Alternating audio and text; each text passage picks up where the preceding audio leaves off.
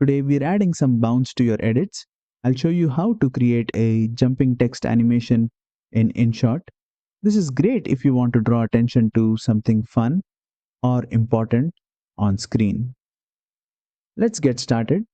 First, open your project in InShot and tap the text button from the bottom toolbar. Type out your message and drag it to position it right over your video.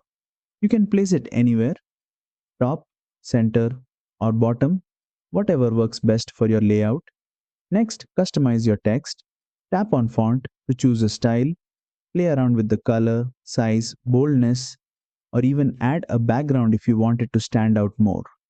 Now, here's where the magic happens. Tap on the Animate button. You'll see 3 tabs at the bottom: In, Out, and Loop. Go to the Loop tab.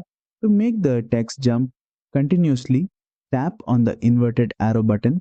This will activate a looping jump effect that plays throughout your text duration. Finally, extend the text layer on the timeline as far as you want the animation to appear in your video. And that's it. You've got an eye-catching, bouncing text animation in InShot.